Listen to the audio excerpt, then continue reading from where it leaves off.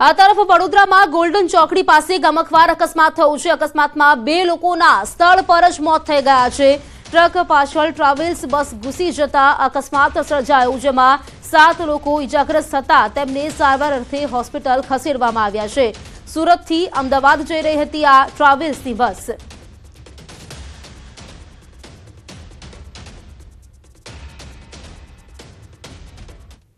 સુરતમાં નકલી શેમ્પૂનું ગોડાઉન ઝડપાતા ખળભળાટ મચી ગયો છે। સુરતમાંથી અવારનવાર બ્રાન્ડેડ કંપનીની નકલી ચીજ વસ્તુઓનું વેચાણ થતું હોવાના કિસ્સા સામે આવે છે। ત્યારે આ વખતે અમરોલી વિસ્તારમાં એક ગોડાઉનમાં બ્રાન્ડેડ કંપનીના શેમ્પૂનું ડુપ્લિકેશન થતું હોવાનો પર્દાફાશ થયો છે। અમરોલી પોલીસને માહિતી મળી હતી કે પોલીસ સ્ટેશન હદ વિસ્તારમાં એક ગોડાઉનની અંદર ગેરકાયદેસર રીતે બ્રાન્ડેડ કંપનીના શેમ્પૂનું ડુપ્લિકેશન થઈ રહ્યું છે।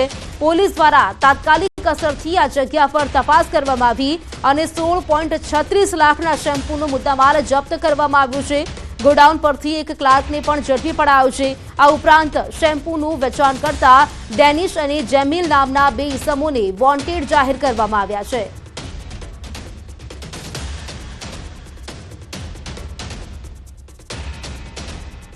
આ જગ્યાએથી કુલ જાણીતી બ્રાન્ડ જે શેમ્પૂ છે એના 16 લાખનો મુદ્દામાલ મળી આવેલ છે।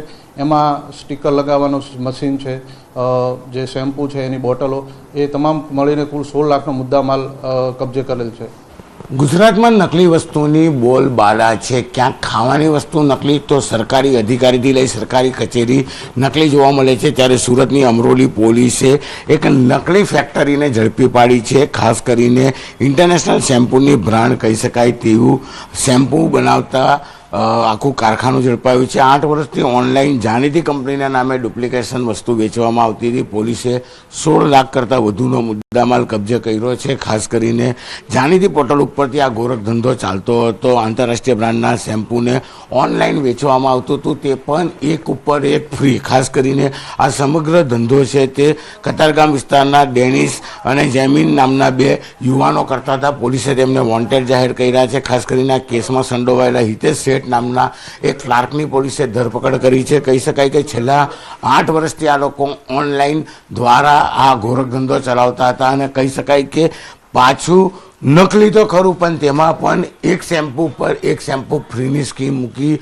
ઓનલાઈન આ વેપાર લાંબા સમયથી ચાલતો હતો। જો કે અમરોલી પોલીસને જાણકારી મળતા ગઈકાલે મોડી રાત્રે સમગ્ર ઘટનાનો પર્દાફાશ થયો છે। કહી શકાય કે 2 વ્યક્તિઓને વોન્ટેડ જાહેર કર્યા છે। એક વ્યક્તિની ધરપકડ કરવામાં આવી છે અને 16 લાખ કરતાં વધુનો મુદ્દામાલ કબજે કરી આ મામલે વધુ તપાસ શરૂ કરી છે। કેમેરામેન જીગર ગુગલ સાથે કીર્તેશ પટેલ, ન્યૂઝ 18 ગુજરાતી, સુરત। આરોગ્ય મંત્રી ઋષિકેશ પટેલે જામનગરની જીજી હોસ્પિટલની મુલાકાત લીધી। તેમણે જણાવ્યું કે આવનાર સમયમાં આધુનિકરણ સાથે સરકારી હોસ્પિટલ લોકોની સેવા માટે બનાવવામાં આવશે। સાથે જ હોસ્પિટલની કાયાપલટ કરવામાં આવશે। હોસ્પિટલનું આધુનિકીકરણ કરાશે, તેમજ સુવિધાઓમાં પણ વધારો કરવામાં આવશે। સામાન્ય જનતાને આરોગ્યને લગતી તમામ સુવિધાઓ મળી રહે તે માટે રાજ્ય સરકાર કટિબદ્ધ છે। જીજી હોસ્પિટલ ખાતે મુલાકાત દરમિયાન કેબિનેટ મંત્રી મુળુભાઈ બેરા, ધારાસભ્ય દિવેશ અકબરી, શહેર ભાજપ અધ્યક્ષ બીનાબેન કોઠારી સહિતના અગ્રણીઓ જોડાયા હતા।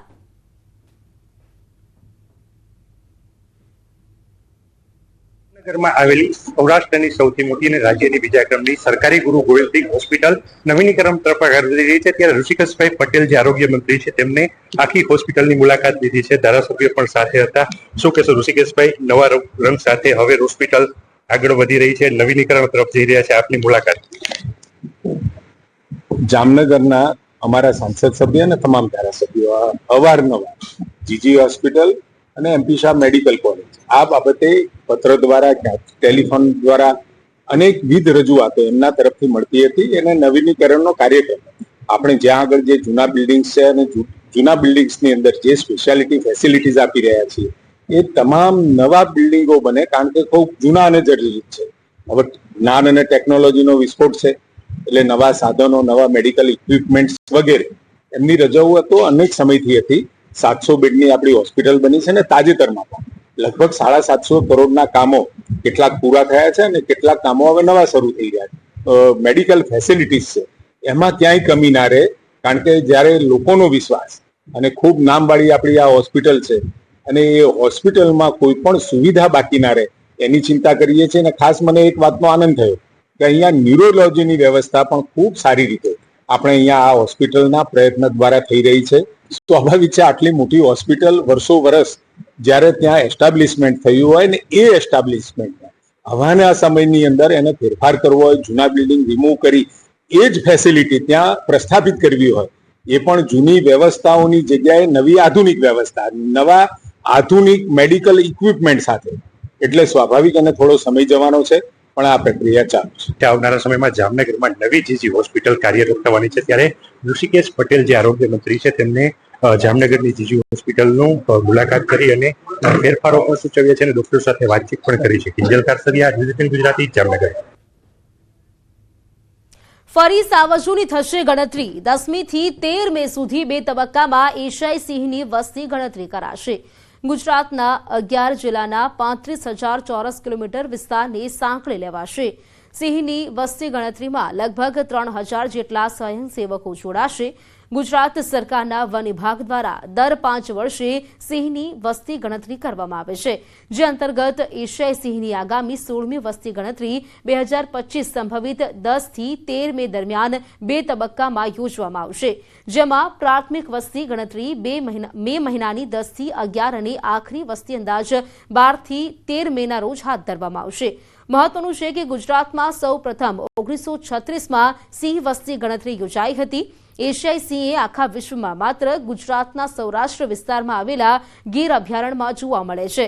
વર્ષ 1980થી ગીર એશિયાઈ સિંહોના એકમાત્ર નિવાસસ્થાન તરીકે સુપ્રસિદ્ધ થયું છે. એશિયાઈ સિંહ માત્ર ગુજરાતનું જ નહીં, એશિયાનું પણ ગૌરવ છે.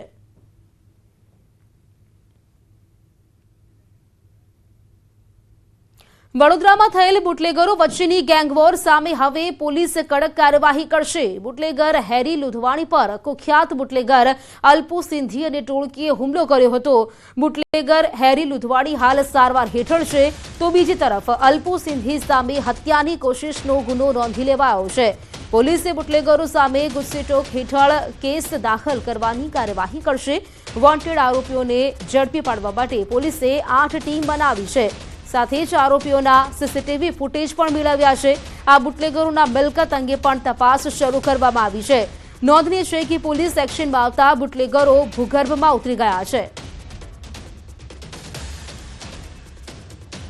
સખત રીતે આરોપીને પકડી અને સખતમાં સખત કાર્યવાહી, એમને સખતમાં સખત સજા થઈ શકે એ રીતેનું ઇન્વેસ્ટિગેશન કરશે અને આરોપીને પકડી અને જે કાર્યવાહી કાયદાકીય થતી હશે તમામ કાર્યવાહી એમના વિરુદ્ધ કરવામાં આવશે.